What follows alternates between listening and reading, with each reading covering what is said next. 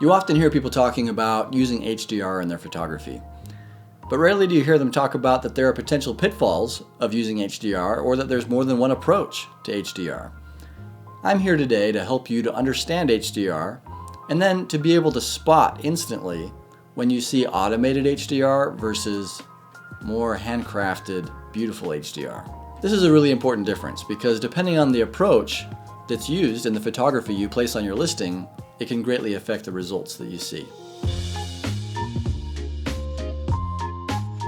I'm Braxton at Open Homes, your partner in the Bay Area for everything marketing, including photography, video, websites, and more. HDR photography, or combining multiple exposures into one for increased image quality, is not new technology. As technology has increased, however, we have new technologies for combining these images automatically, which saves us time and cost. Although this sounds great, you should be aware that there are downsides and drawbacks to using this automated HDR technology. So what is HDR? It stands for High Dynamic Range. Now look deeply into my big beautiful eyes. These beauties can see 24 stops of light. And when I say stops of light, I mean this is a range of lightness and darkness that my eyes can perceive, and the human eye does an incredible job, better than any camera ever made.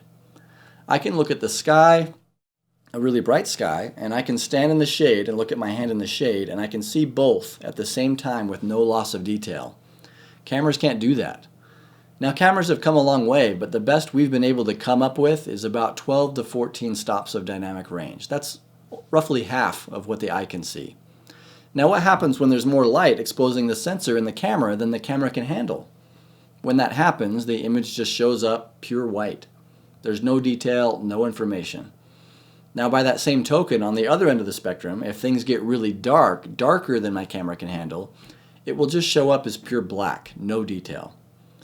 Because our eyes don't see that way, and we never ever see anything as pure white or pure black with our eyeballs, when we see that in an image, it looks strange and unnatural.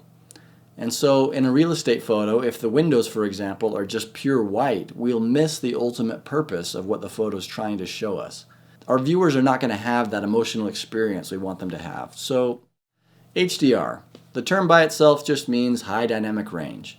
In recent years, it has come to take on an additional meaning. Because cameras have this limitation we've been talking about, a technology was developed to overcome the challenge. What we do now is we take our photo and we do two exposures of the same shot. Then in post-production, I can combine those photos on top of each other, and it creates the illusion that I have full detail everywhere. Almost every company uses high dynamic range photography, combining multiple exposures to get a more natural result, at least in theory. So what's the difference? What do we do different that other companies aren't doing? Because this became so popular, processes were created in Photoshop and other programs to do this automatically, to combine these images and let the computer make all the decisions about how it's combined. The computer, though, tends to create sort of a muddy, ugly image where the contrast and natural lighting and color are negatively affected. So one way to save cost as a company, we could just put it through the machine. We could just automate that process and knock it out real fast. And I'll show you some examples of the difference between that approach and the approach that we take, which is a handcrafted, more artisan approach, where we are committed to making sure every single image looks natural and beautiful and is designed to create that emotional response we really want in our customers. Let's look at the difference. You can see in these two images, both taken of the same property, they are of the same scene, but there's something different about them. One of them just kind of has a little halo, maybe some ghosting is what we call it. It's a little aura around all the edges of objects, and the edges of things don't look like they combine naturally, and it's kind of hard to look at. What you see here is a typical automated HDR result. Not so great, right?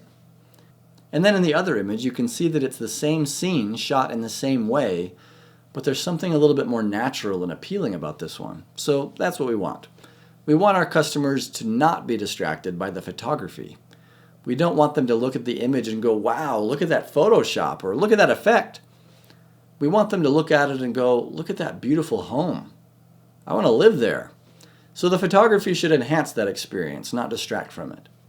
So we put a little bit more time and effort into what we do, especially in post-production, to make sure that this is what you get. And I think it's worth it. You know, we stand apart as a company that has some of the best image quality you can find anywhere in real estate photography. And we have customers that love it and have seen the incredible results and returns they get on the investment that they make in our product. In summary, there's still no adequate substitute for the human touch, paying close attention to each and every image to ensure quality for our customers. If you like this video, click subscribe for more similar content that will help you sell homes more quickly and at higher prices.